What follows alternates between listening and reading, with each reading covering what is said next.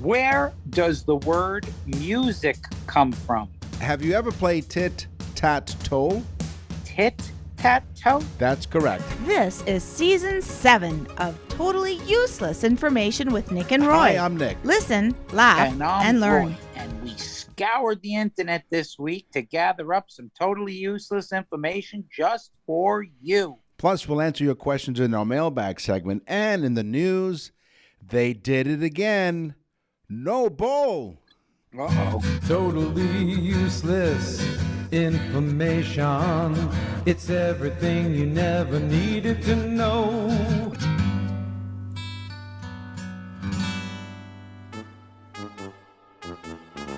Step right up here. Step right up, folks. Don't be shy. Move it. Totally useless information with Nick and Roy present Games People Play. I like when she says move it. Oh, yes. Yeah. Move it. Okay. All right. In fact, every time we hear that intro, I sit up straight and I move it. Yeah. All right. So I'm going to give you the teaser right off the bat because you got all confused, you said, when I said, have you ever played tit-tat-toe? I'm not having... I'm intrigued here to know what tit-tat-toe is. I've heard of tic-tac-toe, but not tit-tat-toe. Right. Not since high school anyway. This game was Although played... I've eaten some ratatouille. This game, I'm glad you finished that sentence. This game was played by throwing a pencil at a slate covered with numbers, then assigning a score based on counting the numbers it hit with the pencil. Pretty straightforward game. Think of it like a strange version of darts. Historians believe the name at the time, tit-tat-toe, came from the sound of the pencil hitting the board. But with a slight Americanization of tic-tac-toe, the name would wind up living on, even if the actual game wouldn't. Oh, so we kind of changed it around and stole the name. That's right. Why didn't we call it tit-tat-toe? Tit for tat, I guess. Yes. Jeopardy! Yes. I love Jeopardy. I miss Alex Trebek, though. All these new game show hosts. Have you seen it lately? I haven't. Not for long, because I'm sorry. Yeah. It's not the same. But, my wife loves it. She watches it all the time. And I enjoy it. Did you ever notice, though, that every contestant is the same exact height?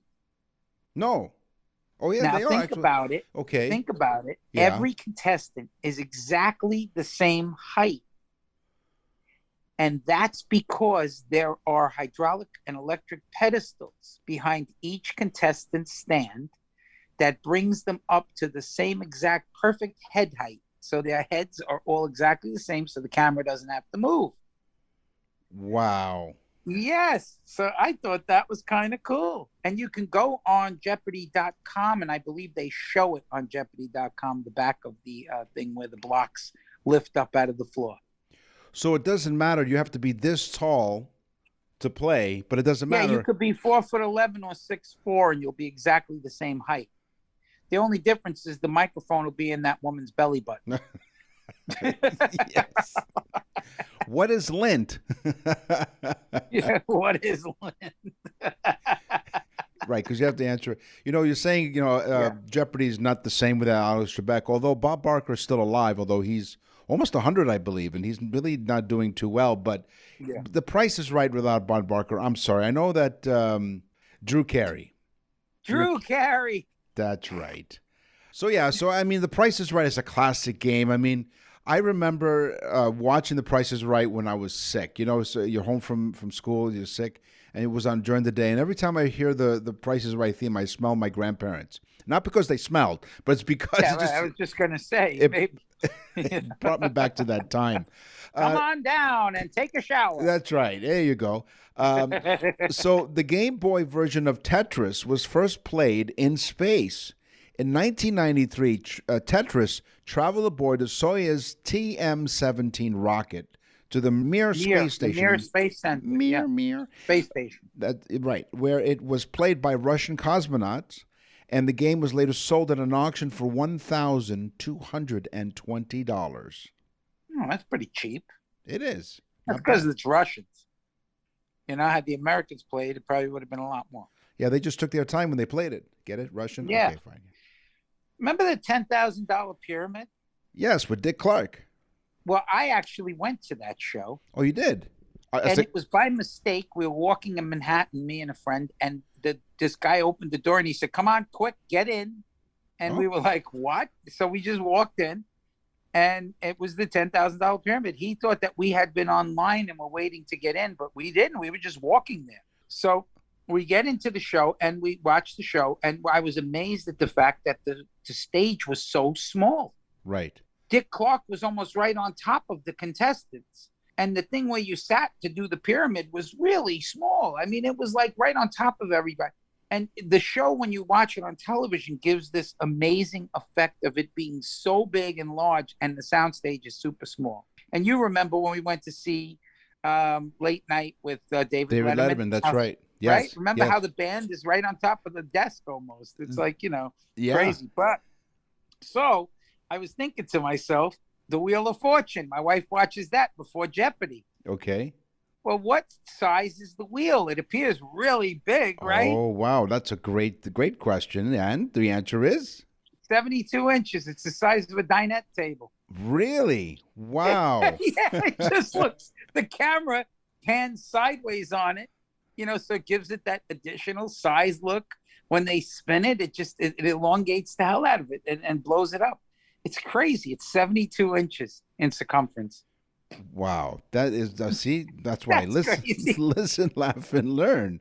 Wow, that's awesome. Now, let's go back to Tetris. So Tetris not only was in space, it helps reduce trauma. In 2009, researchers determined that Tetris inhibited painful flashbacks when they exposed 3 groups of people to a 21-minute video showing traumatic events, or listening to totally useless information with Nick and Roy. That'll set you off. Members of the group that played Tetris for 10 minutes after viewing these traumatic events experienced fewer flashbacks about the events in the video than those with the other groups. So according to research findings, playing Tetris engages the part of the brain responsible for storing memories. So try playing Tetris for up to 6 hours after a traumatic event for fewer nightmares. That's like the solution. I remember playing Tetris was a traumatic event for me. And Mary Tetris was a wild woman, I tell you. She was, yeah. And she was stacked.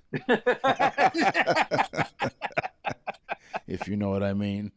Wheel of Fortune and Jeopardy. Yes. Because now I started digging into Wheel of Fortune and Jeopardy. Yeah. And it's funny because Wheel of Fortune and Jeopardy both film 1 week's worth of shows in one day. Okay. So in like 2 months, they film the entire year. Crazy, right? Yeah, and I think I remember when we did games and I was talking about Match Game, I believe they also did the same thing. I think that what they did was they filmed a whole week's worth over a weekend because Gene Rayburn, who was the host, lived on the East Coast, and he would fly out to Los Angeles. They would tape a whole bunch of episodes of Match Game from the mid-'70s. Yeah. In fact, they used the same stage. Here's some bonus facts. See, you thought you were just listening to just a few flax. Sure, some flax seeds will help you go. Some flabby. That's right. So you can have some flax seeds while you're watching the game. But what would happen is they would use. Good for your prostate, I tell you. It is. But I couldn't put my finger on it. So they used the same stage as The Price is Right. And that same stage in CBS Studios was also the same stage that the Carol Burnett show was filmed on. So maybe they just had one stage. Yeah, and if you're going to put your finger on it, I hope you wash it. But here you go. Let me just explain this to you, though. Here's the cool part. Yeah. So they film a show, and then they take 15 minutes for the hosts and, like, I guess, Vanna and the contestant that wins that goes on to the next show. They have to change clothes because they right, to pretend it was the next day. Yes. So they have to they actually take 15 minutes to change wardrobe and then come back and film the next show as though it's another week or so or whatever, another day or whatever. So not only is your wife a big fan of game shows, so am I. I mean, I'm a huge fan of the old classics of Match Game, and you mentioned the $10,000 and then $100,000 pyramid. But I remember watching some of the episodes, and that's right. They usually had different wardrobe, but there were some episodes where the contestants wore the exact same outfit 2 or 3 games in a row, And There so you go. so That's why. that's why, and I'm thinking, did they not have any faith that they weren't going to win at all? That they just brought one, not even a change of clothes. They And figured Nick felt bad for them and said, "Oh, I hope they win more money. This way they can buy some clothes." some more clothes, exactly. And then the advertisement would come on. The Price is Right is brought to you by Tom's Place Clothing. Yeah, right. So let's go back to tic-tac-toe, the proper game. Okay, so Right. we talked about Not how the tit, not the tit. no, this is tic-tac-toe, and not when you go into Tic-tac-toe. and it's not when you go into the forest to view some deer. No, no. Okay. Tit, tat, toe. I know. So Yeah. Never. here are some tips on how to win tic-tac-toe. When you're the first one to go up, there's a simple strategy on how to win. You put your X in any corner. This move will pretty much send you to the winner's circle just about every time, as long as your opponent doesn't put their O in the center box. I know. It's such an idiotic game, you know? And if you're not sure what your next move is going to be, there are experts here, okay? According to some experts, they point out the symmetries. Expert tic-tac-toe. That's right. Could you imagine his business card? What's your specialty, sir? Tic-tac-toe. Oh, yes. I'm an expert. If you're not sure what the next move is, according to these experts, they point out the symmetry is always the best bet. So when contemplating your next move in tic-tac-toe, look for the one that will always make the board as symmetrical as possible. Ah, there you go. Yeah. Boy, that's from a professional. Yeah. You ever watch the show Cash Cab? Yes, I have. Right? I mean, Yes. it's a pretty cool show. It's pretty fun, Yeah. right? Except for one thing. The people hail the cab down, they get in, and then Yeah. all of a sudden the lights go on. Wee, Oh, yeah, you're on great. Cash Cab. Yeah. It's fake. What? The people do not hail the cab down. They're chosen beforehand. They know they're coming on. They sign all kinds of waivers. And by the way, they do not get paid cash. So why do They they give them cash, but they give it right back. They receive checks in the mail. Of course, with appropriate taxes taken out. Yeah, because Cash Cab has a lot better ring to it than checks in the mail cab. Exactly. You know? Now, here's a bonus fact about that particular show. So there's this one couple who, supposedly hailed the cab and went in. Well, they didn't realize they were going to be contestants. So they went in, and as soon as they found out that it was Cash Cab, they said, please stop, just stop. And they said, why? Because they were having an affair. They weren't really a true couple. And so they told them to stop rolling the cameras, and they had to get out of the cab, and they promised to erase the tape because they were not supposed So to I be. believe that my fact today has shown that was probably a lie just to promote the show. Yeah, that's right. All right, here's no lie. You're listening to Totally Useless Information with Nick and Roy. Week after week, we appreciate you tuning in. We have 66 countries now. In one of my last checks on the, speaking of checks, but checking out the stats, we have several listeners in Austria, one That's of our cool. newest countries. So thank you. Welcome aboard. We're also on every iHeartRadio talk station in Canada, coast to coast to coast. We thank you for that. Thank you for all of your support. We're going to give you some information when you visit our website. We have some new and exciting stuff. But before we get there, From Beethoven to Bieber, rock and roll to rhythm and blues. This is Totally Useless Music Information with Nick and Roy. do you like how I tickled the ivories? Yeah, that was very good. That was a good tickling. Yeah. You know, Nick, I got to tell everybody about going on to nickandroy.com and clicking on birthday messages, because we are just inundated with birthday messages. But this is the best gift that you could ever buy for somebody. It is amazing. It's literally a mini show. We do a mini show for that person's for the day that person was born. Yeah. We get all kinds of information, and it is fun, and it is a great gift, and people are going nuts over it. And if you go there now and you order a birthday message, you can order a birthday message for somebody 3-4 months from now. Mm-hmm. You'll get a free 12-month subscription to our new newsletter, which people are going nuts for as well. And we'll get into that more at the end. I wanted to talk about something about with the newsletter. So go on, Nick. Well, that's music to my ears. The group, the Honey Drippers, were an English rock and roll band from the 1980s. Does everything you have today have sexual connotations to it? What, the Honey Drippers? No, they don't. You make them into sexual connotations or sexual connections.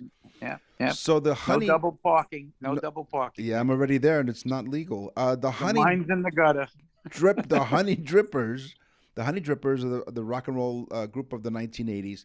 They got their name from an American blues singer, also known as the Honey Dripper. We're not saying why. His name was Roosevelt Sykes, by the way. Former Led Zeppelin lead singer Robert Plant formed the group in 1981 to satisfy his long-term goal of having a rock and roll band with a heavy rhythm and blues basis. So the band was Led Zeppelin member Jimmy Page, the late Jeff Beck, former Yardbirds member. He just died. Yeah, he did recently, Jeff Beck. Yeah. Other friends including David Letterman's longtime band leader, Paul Schaefer. Yeah, Paul Schaefer was a pretty big deal back then. He was, and he's also a fellow Canadian, by the way.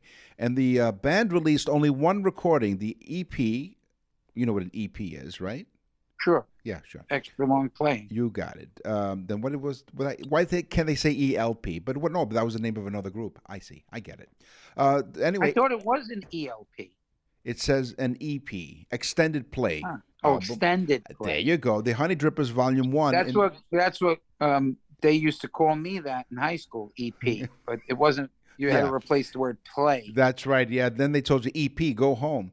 So anyway, the big hit in 1985 was the remake of the Phil Phillips song "Sea of Love." Yes, the Honey Drippers. Come with me, my love. There you go. Yeah, that was a good song too. It was, yes. The word music. This was my teaser. The word music originated from the Greeks, because most words originate from the Greeks. That's right. But the Greek word musaki, which means the art of muse. Oh, okay. And we eventually adopt the word music from musaki. I thought Musaki is a Japanese thing that you. Oh no, that's different. Now this next fact is courtesy of my colleague. I work here at a news stock station in Toronto. His name is Joe, and he gave me this fact: frontman Iron Maiden Bruce Dickinson was a commercial pilot for Astraeus Airlines. He was the captain of Iron Maiden's converted charter airplane Ed Force One during their world tours. So Joe was telling me that the flying instead of driving enabled the band to fit the musicians, the crew, and the rig and everything else into one vehicle, the plane, and he would fly them around. Oh, that's pretty cool. Yeah. See, that's a good fact. So thank you, Joe. Joe from Newstalk 1010. Musicians have a shorter lifespan. A study was done from the University of Sydney, that's in Australia, for those of you that don't know. They took artists between 1950 and 2014 and found that artists' lifespan, get ready, was 25 years shorter than the normal population. Wow. Talk about sex, drugs, and rock and roll. Yeah. I couldn't even say it. See, I can't talk about it. No, you can't. You get tongue-tied. Yeah. That's pretty wild, right? 25 years. Speaking of sex, drugs, and rock and roll, Elvis. I don't know how many people knew this, but he was a black belt in 2 styles of karate. Really? Taekwondo and Kang-ri. He read an article about karate while he was in the army. Stationed, I know it's karate, but I just figured I'd get a little fancy. Yeah. Karate. Isn't that how you say it? Yeah. Karate. Karate. He read an article while he was stationed in Germany and found an instructor nearby. When he went back home to Memphis, he continued his training and eventually worked martial arts moves and clothing into his acting scenes. He preferred to be called by his karate name, the Tiger. But he was most often referred to by the nickname that actor Danny Thomas gave him, which was Dollface. The drug addict. No. Dollface. Or drug face. Dollface. Dollface, yeah. That's a good tough name, isn't it? Yeah, it is. Dollface. You know I took Taekwondo for a number of years, right? No, I did not know that, actually. My uncle owned a judo studio in the Bronx in New York, and my dad, I would assume, helped fund it. Okay. So my dad said, take some karate lessons. So I was like, okay. And I went there and I took about 2 years worth of Taekwondo. I got up to I don't even know what belt anymore. Right. We didn't even do belts back then. We just beat people up. That's right. Yeah. Yeah. Mine was a loosened belt. Till this day, though, the they teach you so how to react to somebody throwing a punch at you. Till this day, you'll do the move that you learned because it's just so instinctive. Pretty interesting. So maybe one day you'll demonstrate that. You'll take a video of you showing people how to stop from getting punched in the face. There you go. There you go. Great. But I'll get some assailant to try and take something from me, and I'll beat the hell out of him right on film. Yeah, just tell them that you're Roy from Totally Useless Information with Nick and Roy. Yeah, they'll want to beat the hell out of me anyway. Exactly. I could think of a few countries and a bunch of groups that would like to beat the hell out of me. The line forms here. A bunch of Frenchmen. Scientists have found singing in a group releases oxytocin, which is a stress-relieving hormone. So, which relaxes the body and makes you feel good about yourself. So, singing with a group of people helps you feel good. I guess that's why people that sing in a choir on Sunday feel good. Makes them feel good. Sure. Didn't work for the Beatles. No, it didn't. But when we went to high school, we sang in a choir, right? The Christopher Columbus Senior Choir. Which is why I sing alone now. That's right, exactly. Exactly. I felt good enough. That's right. That's the one that they asked you, could you please sing Far, Far Away? Is that a new song? No, it's a geographical suggestion. Elvis was also somewhat superstitious. He was always careful to dress in the same order. First the right sleeve, then the right pant leg, right sock, right shoe, before dressing his left side. So first the right sleeve, then the right pant leg, right sock, right shoe. Then he would do the left sleeve, the left pant leg, left sock, left shoe. His cousin once said Elvis was superstitious to the point of being suspicious of anyone who wasn't superstitious. Talk about suspicious minds. Wow, that's crazy. See what you learn on this show, folks? A study done at the University of Barcelona, that's in Spain, folks. Espanol, yes. Yeah. España. Thanks for the geology lesson. Yeah. Well, I fill in the blanks, Using the college students at the University of Barcelona, they showed that some people just don't feel music. Now, normal people listen to songs. They begin to either tap a finger or they tap their toes or foot. They move some body part to the music. When I was in high school, no, I'm not going to go there. No, don't go there. No. But you move, you'll tap your foot, you'll tap a toe. Well, guess what?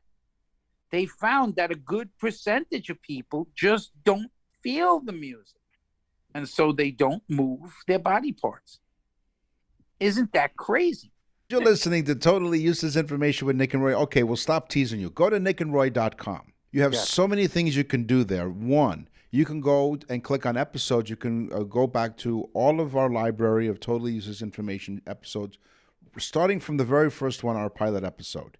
What is it, like 140 now? 160 and counting. We're getting there. Wow. It's unbelievable. Wow. So then you can also go up at the top there in the menu. You can see birthday/anniversaries. So Roy touched on it a little bit. You can order a very special birthday message or now anniversary messages for your special someone. We produce a mini Totally Useless Information show about their birthday or their anniversary, depending on what you order.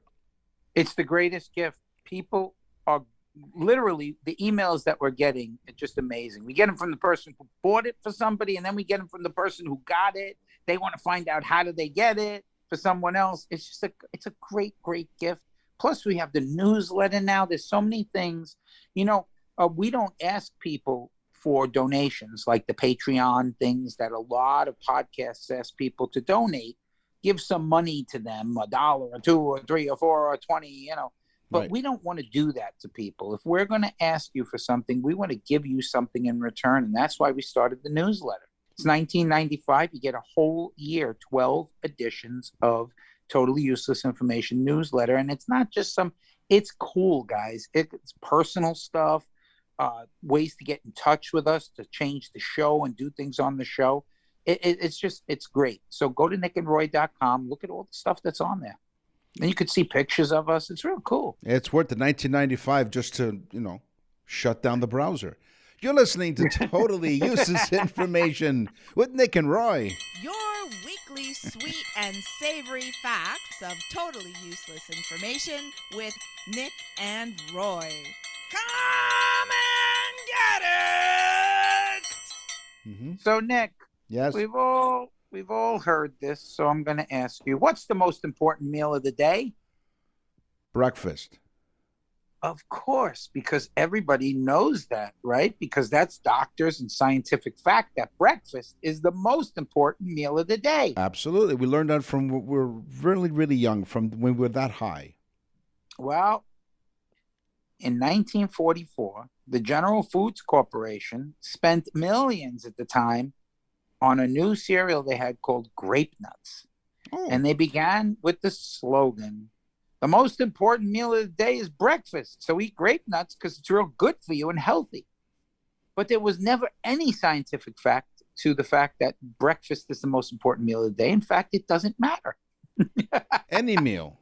Okay. So it was an advertising ploy that we just take for granted as a fact. But okay. So I remember I never had grape nuts. Have you? I actually have eaten grape nuts. Yes. It's a very good cereal. Okay. So I never understood why people would want to eat grape nuts. It would be kind of crunchy, but I thought it was actually grape nuts. So I wanted to find out. So grape nuts are actually not related to grapes or nuts. There's no grape in grape nuts. No, there isn't. Or nuts. So who thought up this stupid name? I'm going to find that out. Well, maybe it's because it's grain nuts, and maybe I don't know. But that's why I never asked my mom to get it, because I'm like, why would you eat grape nuts? It's not good for breakfast. It's a very good cereal. It's very good and very healthy for you, especially with the most important meal of the day. Allegedly. Yes, you can. Yes, you can. Whoever heads up the public relations for the anchovy lobby deserves a few extra zeros at the end of their paycheck. After reportedly being killed by millennials, because the millennials, they really ruins a lot of things. But thanks for listening to Totally Useless Information with Nick and Roy. Just 4 years ago, canned fish like tuna and sardines are surging in popularity, receiving huge boosts from TikTok and sustainability trends. And it's tough to get the fish to swim into the can. That's right. Yeah, that was the problem. The millennials were going fishing for cans. So sales of canned food shot up by 10% to $2.7 billion last year. It's because millennials don't know how to cook. They know how to open a can, right? Well, the primary driver is TikTok, in which aesthetic, photogenic tinned fish boards are prepared as part of a romantic date night charcuterie. Or what Nick likes to call TikTok. That's right. TikTok. While some others users claim the trend is giving the Great Depression, it doesn't seem to be slowing down. Over the course of last year, users on the app of TikTok posted their tinned fish dinners, some claiming to do this every week, and hashtag now has more than 26 million views. But companies are jumping on board the canned wagon, utilizing vintage design styles and packaging and developing new strategies like selling pairing kits to move fish. Scout Canning, a popular Vancouver-based brand here in Canada, told the Wall Street Journal that the revenues jumped 82% in 2022. So could you imagine? They want to pair a can of tuna. So what kind of wine can I offer you with that can of salmon? Yeah, it comes in a box. That's right. It's a fine box. They know the difference anyway, right? That's right. These millennials, they took all this woke stuff. You know how many dolphins die to get that tuna fish? That's right. It. You know what? So that you have a canned fish and a box of beautiful wine. Well, there's certain things that I love, but they don't love me. Oh. And I'm not talking about most of my girlfriends from high school. Yes. Yes. They all sang the same tune. It's funny because I always go all the way back to high school because I'm married for like almost freaking 39 years. Coming up on 40 years, and next year is going to be the big 40. Wow, that's crazy. Yeah. I know. So, but there's certain things I love and don't love me, and one of them is cauliflower. Oh, why? Oh, yes. What happens? I love it. But the next day, for some reason, I feel as though the cauliflower is following me around. Very sneaky cauliflower. You know why they can hear, because they have cauliflower ears. Okay, thank you very Yes. much. But anyway, cauliflower, which I pronounce properly, it's not cali, it's cauliflower. Cauliflower, yes. Cauliflower originated in the color purple, but it also grows in green and orange. I never knew this. I knew it came in like a very light green color, but I did not know orange. And those are natural colors. The white variety is the least amount of antioxidants. The orange, the green, and the purple have more antioxidants than the white, but of course the white grows faster, so we see mostly white cauliflower. It's, of course, economics. That's pretty cool. All right, next time I'll remember that when I go shopping for cauliflower. Well, if you want to remember, just hang around with me the next day. That's right. The most important meal of the day, hanging out with Roy. So the following few facts. Just hang out with me in an elevator. You'll see how great it is. That's right. So here are some misleading foods. French toast isn't French. Of course not. According to a collection of recipes from the early 5th century AD, the dish we all know as French toast existed as early as the age of the Roman Empire. In their style of French toast called pain dulcis, like sweet bread, Romans would soak bread in a milk and egg mixture, then fry it in oil or butter. Others believe that French toast was created by medieval European cooks who needed to use every bit of food they could find to feed their families. So they knew that day-old bread could be revived when moistened and heated. They added eggs for additional moisture and protein. Wow. See? I like French toast. Oh, a little sprinkle of cinnamon and maple syrup. And a shot of whipped cream. Ooh, maybe some nice fresh strawberries over the top. Maybe a little blueberry. Yeah, and cauliflower.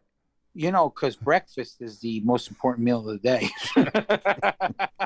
Now, I eat French toast for dinner sometimes. You know what?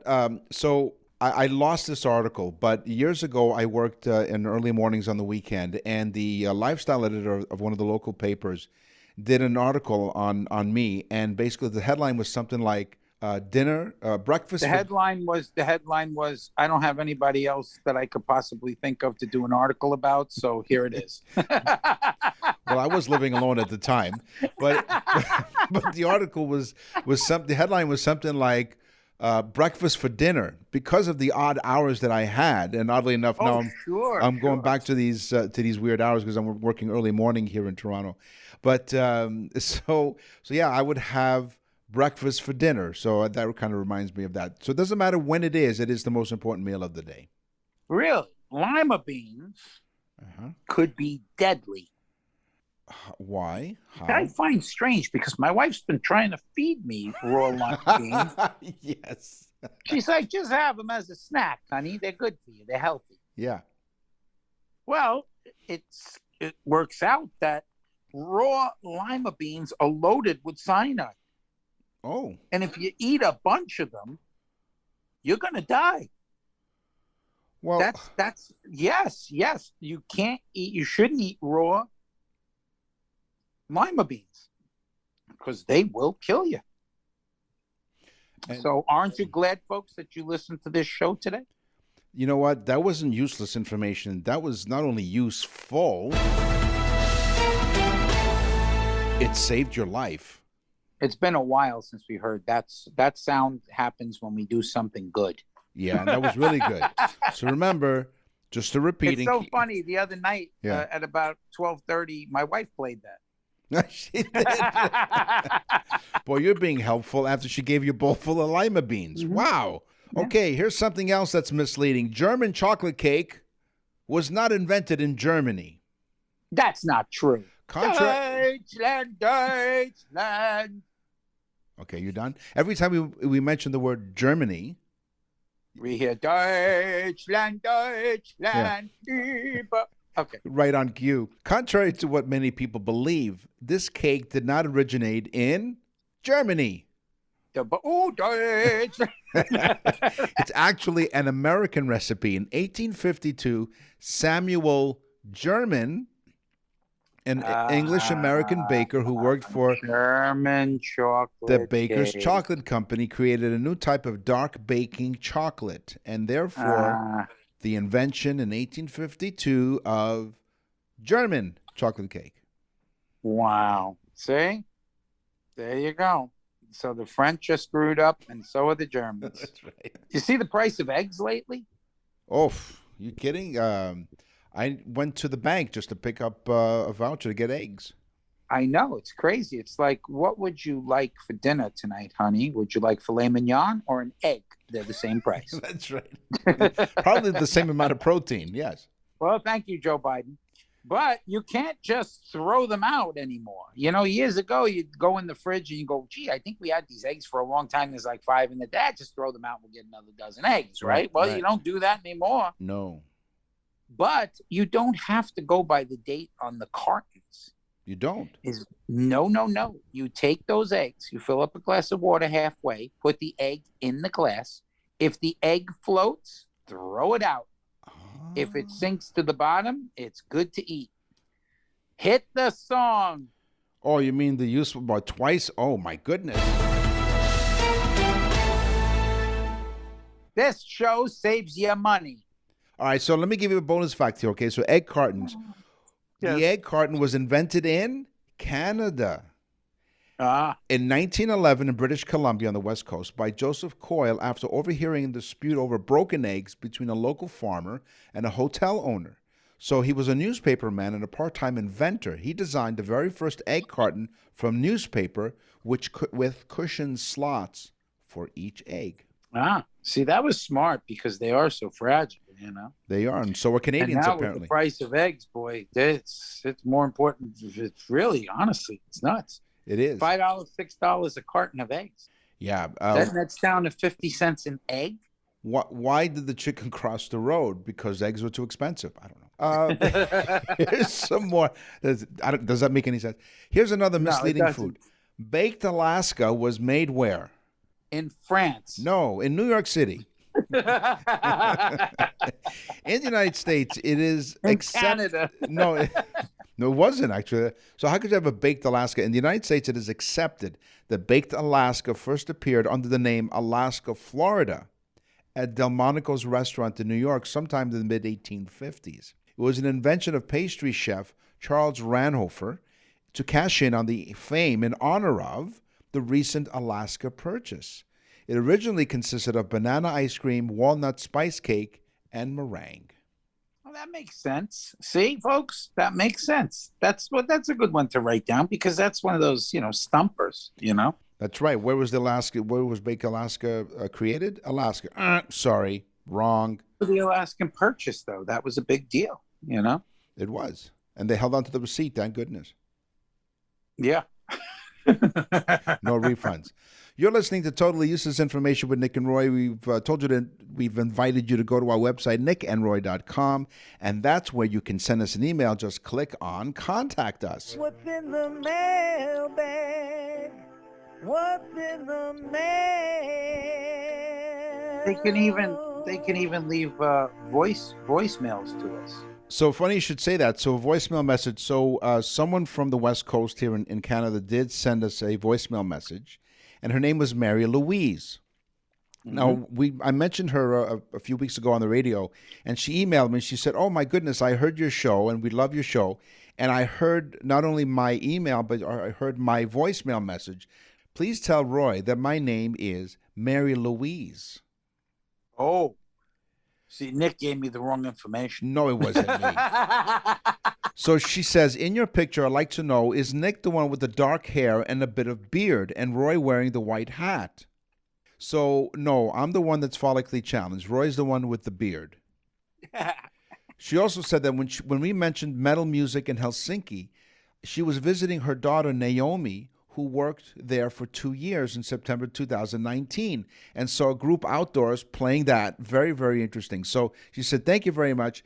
Keep entertaining us all, Nick and Roy. Mary Louise from British Columbia. So she left us a voicemail message. You can do so at nickandroy.com. My mailbag today, Amanda Shanks from Raleigh, North Carolina. Dear Nick and Roy, Amanda Shanks, does she live in jail? No, she doesn't. The old Shank, Yeah, and Give she her a good was shank. redeemed. We love listening to your show every week. My family and friends now make it a game when we discuss your show on the weekends. You guys claim to be useless, but we don't believe you. We learn so much from your show. Well, thank you. Here's my question. I was visiting a friend in a hospital and wondered why doctors wear white coats when visiting patients in their rooms and blue scrubs when they're in surgery. Keep up the great work, and we look forward to hearing your answer. So, Amanda Shanks, thank you. Traditionally, this is all due to what they call color psychology. White is most commonly used to make cleaning and disinfecting easier, and it also looks pure because they show that the contaminants. So when the coats are contaminated, the dark shades will show, and they'll see, well, your lab coat is dirty, needs to be cleaned. Scrub blue is calming and soothing, and darker blues are associated with professionalism. Yeah, I'll tell you, the last time Nick saw somebody in a white coat, it took us 2 years to get him out. That's right. And they said, wait a minute, are you supposed to, don't the sleeves go in front of me, not behind me? They were like, try this jacket on. It's beautiful, isn't it? That's right. Colors like red and black, colors like red and black have traditionally been avoided because of they're associated with blood and death, respectively. Oh, wow. So, of course, they had the blue, but you'd think that they'd go with white scrubs because it's easier to bleach the blood out and stuff, but whatever. Yeah, exactly. It's science. Martin from Williston, Florida. And I said, where the hell is Williston, Florida? So I actually looked it up. It's above Gainesville. Okay. It's under Gainesville, and it's in between Ocala and Gainesville. That's the best way for me to say it. It's on the West Coast. Okay. It's called Williston, Florida.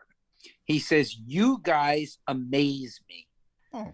Which Martin doesn't have a really, good life, I guess, because we're amazing to him. But okay. He says, the show is great. Who thought that so much information would be free to anyone and everyone that wants to tune in? We thank you so much for all you do.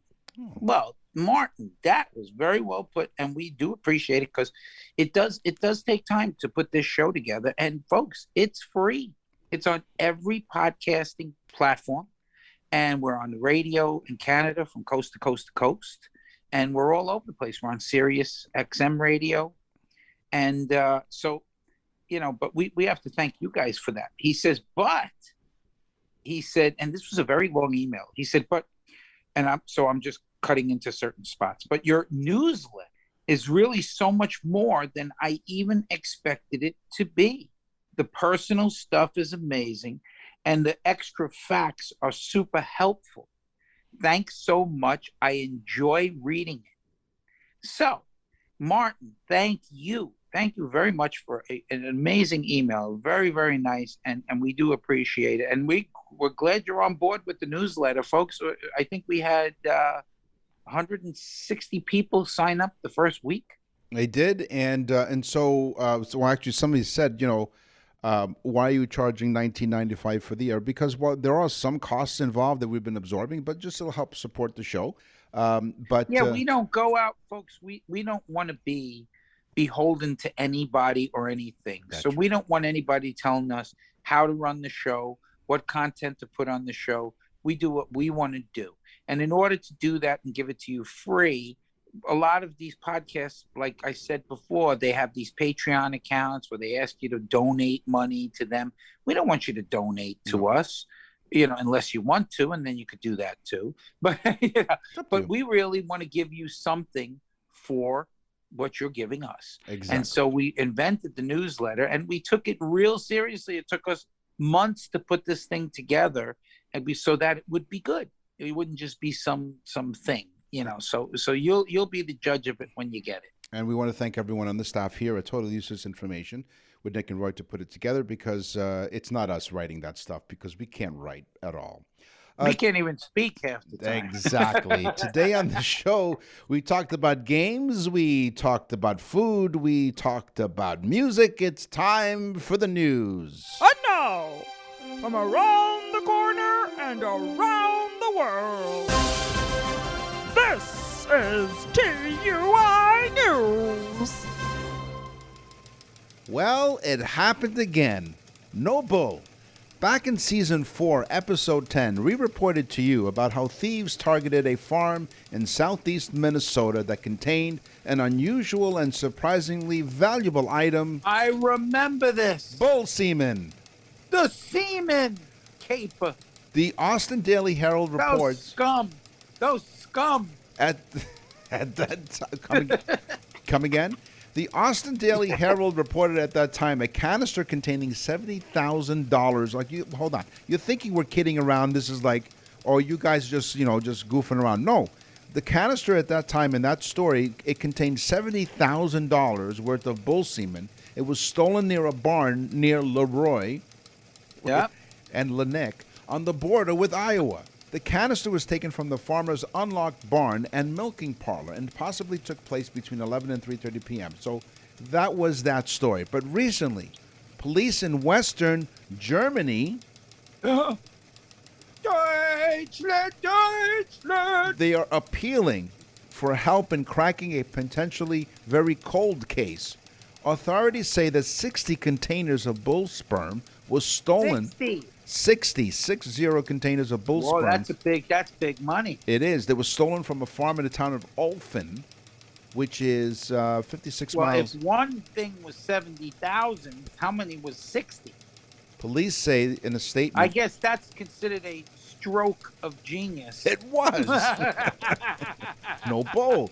The police said in a statement that while it's unclear how the rustle happened, because they called it a rustle, the precious cargo needs to be super cooled with liquid nitrogen at minus 196 degrees Celsius or minus 320 degrees Fahrenheit, so it wouldn't spoil. Sure, you don't want that stuff spoiling No, not at all. So you or need, getting out of the canister. maybe it's frozen and they drop it and it cracks. No. So they are seeking tips from the public who might lead to the recovery. 3-2. They're seeking some tips from the public that might lead to the recovery of the bull semen. So this is happening all over the world, Nick. This is not just happening in the United States. It is a global problem that bull semen is being stolen left, right, and center. Yeah. They should have brought the Army in instead of the Navy, because the seamen. No, that's right. No. Not that. Now Yes. I know what you're talking about. Exactly. Finally, it took him. Oh. Yeah. What it takes? It's okay, folks. It takes Roy 90 minutes to watch 60 minutes. He'll be okay. So what do they do? Do you think that they walk into the bull stall and hand them a couple of cow magazines? That's right. Cowgirl. You think he does this on his own, or do you think that he has some manual manipulation going on here? Listen, they look at cowgirl magazines. Cowgirl magazines and bring in an old Hoover vacuum. What the hell's going on in here? That's right. Exactly. I want to know how they fill up 60 vials. I mean, this is insanity. So they dim the lights. They play some cool jazz music, and then they go, "Hey, bull, it's your turn." Check this one out. Oh, your hands are cold. That's all. Check this one out. Her name is Elsie. That's right. She gets around. Wow. So yeah, you know what happens? When they fool around, they don't And protect it's themselves. like the cow's like right swipe, right swipe, right swipe. You know what? He's on a dating site. That's right. And they chose the other one. The other one. That's right. So It's called hot calves. calves. So what they do is if they don't protect themselves, they can get cow disease. Anyway, that's all the time that we have. It's how they have on Facebook and stuff. They have meetups. Yes. They call them meet and moves. Move ups.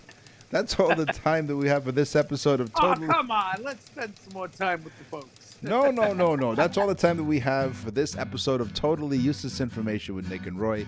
We truly, sincerely thank you very much for listening. We will scour the internet and other sources, along with our staff here at Totally Useless Information, to get you all kinds of useless information for next time. And until next week, tell everyone you know about this show. And not only that, look out for 60 vials of bull semen. It's out there somewhere, folks. It's very cold. Do not try and handle it. It's already been handled once. I'm Nick. And I'm Roy. Thanks for listening. Totally Useless Information with Nick and Roy is a production of nickandroy.com. Visit nickandroy.com to access the full library of episodes or wherever you get your podcasts.